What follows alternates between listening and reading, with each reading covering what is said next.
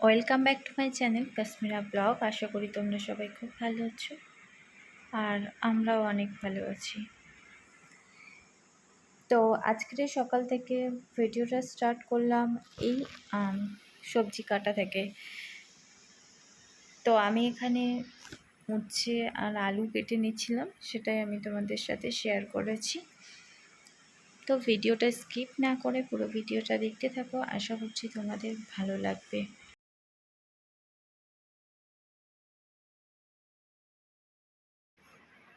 আর এখানে আমি পেঁয়াজ কেটে নিয়েছি, এখানে উচ্ছে আর আলু কাটা কমপ্লিট হয়ে গেছে। তারপরে এদিকে মাছটাকে ভাজছিলাম। তো তেল গরম করে মাছটা আমি দিয়ে দিয়েছিলাম এতে।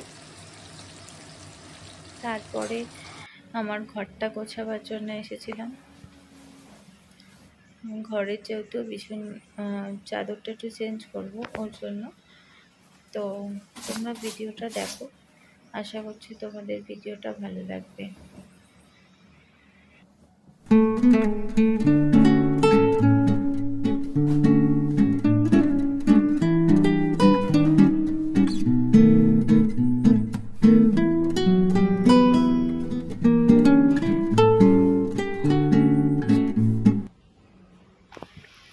তারপর বিছানাটা গোছানো কমপ্লিট হয়ে গেছে পুরোটাই, তোমরা দেখতেই পাচ্ছ।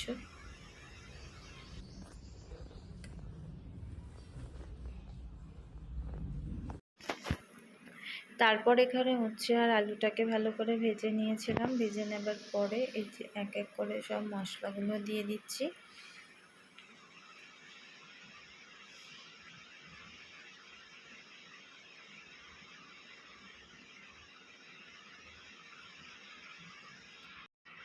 আর এখানে একটু নেড়ে ছেড়ে তারপরে একটু পানি দিয়ে দেবো।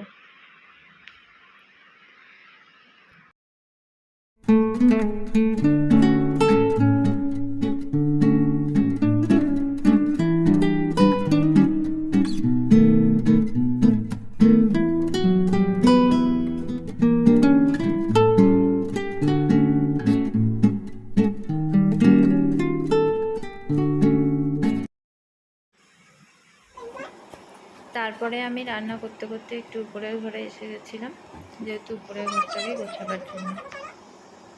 আর এদিকে আমার পুচকুটা দেখো, ও আমার সাথে সাথে কাজ করার জন্য ও লেগে পড়েছে। কাজ তো করছে না, আরও দুষ্টুমি বাড়িয়ে দিচ্ছে।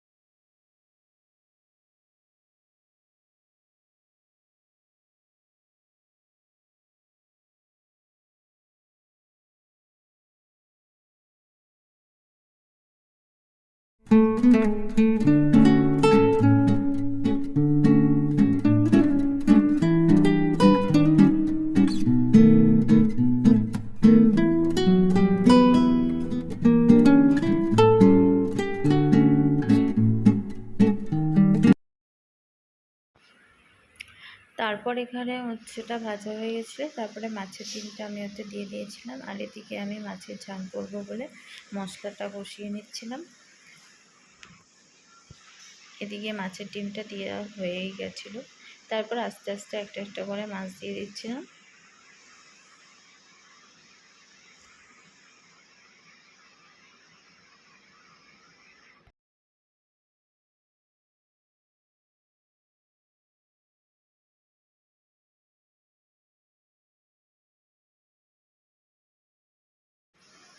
তারপর সব মাছ দেওয়া কমপ্লিট হয়ে গেছে। তারপরে এটা ফুটলেই নামিয়ে নেব। তারপরে আর ভিডিও করা হয়নি। তারপরে এই যে রাতের রান্নার জন্য প্রস্তুতি চলছে। তো এই যে গোটাগুটি যেটা করছিলাম সেটাই ভাবলাম তোমাদের সাথে শেয়ার করি। আর ভিডিও তো অনেকই ছোটো হয়ে যাচ্ছে, তার জন্য এটা তোমাদের সাথে শেয়ার করলাম।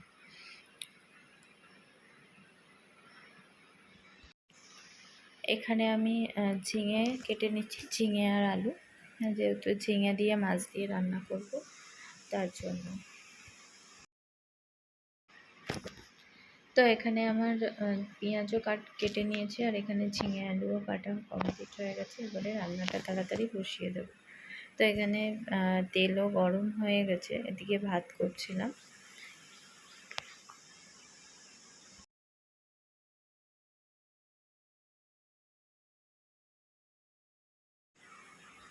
তো তারপরে এখানে পেঁয়াজটা আমার লাল হয়ে গেছিলো, তারপর আলু আর পেঁয়াজটা আমি একসঙ্গেই মানে লাল করে নিয়েছিলাম। তারপর মশলা দিয়ে এটাকে একটু কষে নেবার পরে আমি ঝিঙেটা দিয়ে দেবো। তারপর আলুটা আমার কষানো হয়ে গেছে। আলুটা কষানোর পরে আমি এখানে ঝিঙে দিয়ে দিয়েছিলাম। ঝিঙেটা দিয়ে একটুখানি ভালো করে কষে নেব। ঝিঙের যে পানিগুলো বেরোবে ওই পানিগুলোকে ভালোভাবে শুকিয়ে নেবার পরে তারপরে আমি ওতে একটু পানি দেবো।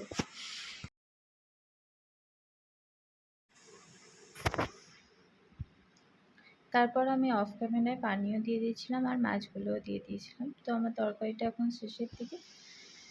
দেখা হচ্ছে আবার একটা নতুন ভিডিওর সঙ্গে। ততক্ষণে সবাই সুস্থ থেকো, ভালো থেকো। আল্লাহ হাফিজ।